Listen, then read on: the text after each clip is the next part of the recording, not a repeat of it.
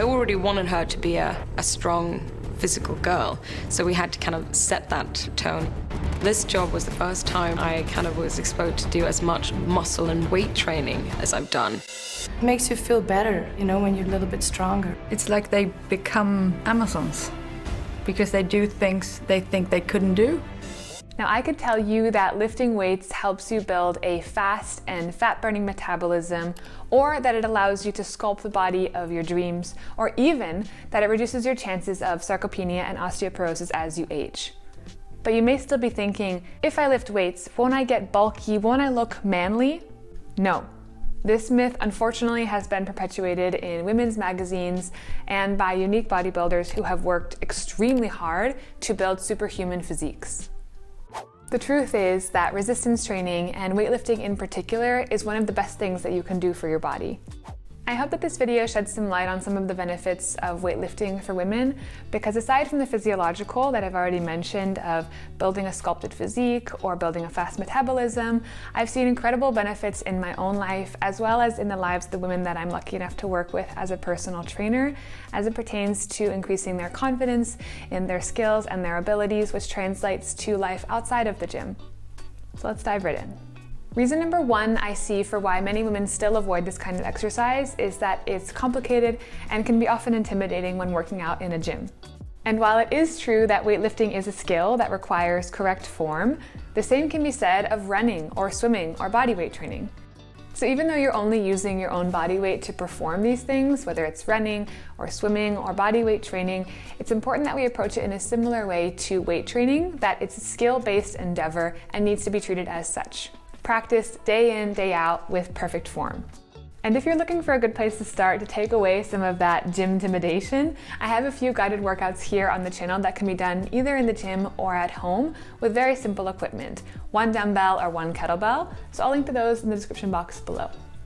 Reason numero dos is for my ladies watching who prefer the intensity and sweat of a cardio session. This could include a spinning class or a booty band workout or a HIIT session, something where you leave dripping in sweat, feeling like you gave your all in that time. Now, I just want to be really clear here that I have absolutely nothing against any of those previous forms of exercise. I think that they can all be beneficial for the body and the mind and have their place in a well-balanced and regimented exercise program. Now, while you may sweat your face off and burn tons of calories in an hour cardio-based session, the physiological adaptations that are made within an hour weightlifting session are superior. There's a principle here I'd like to highlight for this point called SAID. It's an acronym that stands for Specific Adaptations of Imposed Demands. Now, the body is a wonderfully intricate and adaptable machine. And this SAID principle states that whatever behavior or exercise we perform on a regular basis will cause the body to adapt as such. Let's apply the SAID principle to the two training styles, a cardio-based workout versus a weightlifting workout. In training A, let's say that you burn 500 calories in an hour of running or an hour of spinning. That's wonderful. You know, you have the rush of endorphins after, you feel great, and you can go on the rest of your day knowing that you did something good for your body. However, we know that the body is adaptable. So the more you continue to train like this, the better the body is going to become at conserving the energy involved in said activity. Meaning that in order to continue to see results or progress with this training style, over time you'll either have to increase the intensity or the duration of said training. And you may be willing to do this, to commit to an hour or 2 or 3 of running or spinning every week as your body adapts to continue to burn the same initial 500 calories you had when you first started. But you may also not be so willing, in which case training style number 2, resistance training, comes into play. Now, a 1-hour weightlifting session may not burn as many calories as an hour of spinning or running, but the physiological adaptations that take place after the session has ended are amazing.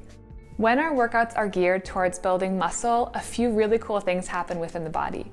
Muscle is metabolically taxing, which means that it requires a lot of calories just to maintain. So, the more lean muscle mass we acquire, the more calories we have to consume.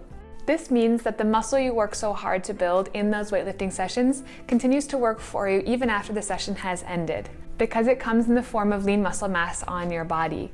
And the more lean muscle mass you have, the more calories you have to consume to maintain that. And who doesn't want that? You know, who doesn't want to be able to eat more calories just to maintain their physique or to encourage the growth of the precious muscle that we're trying so hard to build in those intense weightlifting sessions? I know I do. There's one more part of the equation here that I wanted to mention, which is your non-exercise activity thermogenesis. This is all of the activity that you do during the day that doesn't count as exercise. It's not your specific carved out window for exercise.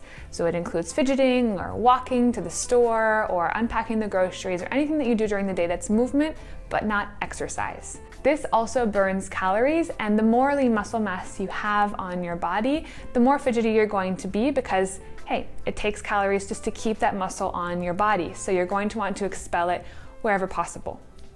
And finally, on a more personal note, lifting weights has encouraged me to pursue other difficult things in my life, like moving to a new city to start all over, or starting this YouTube channel, or beginning work as a yoga teacher. I don't think I would have had the confidence to do any of those things if I hadn't proven to myself day in, day out, kicking my own ass, lifting weights, that those things were possible.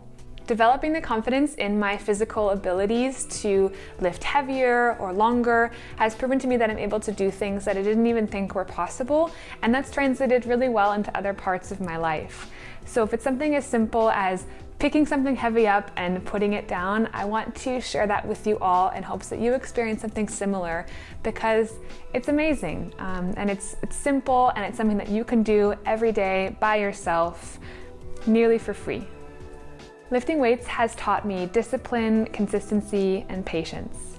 It's taught me to seek progress and to be okay with the discomfort that often accompanies it. And these traits have carried over into every other part of my life. Who wouldn't want that?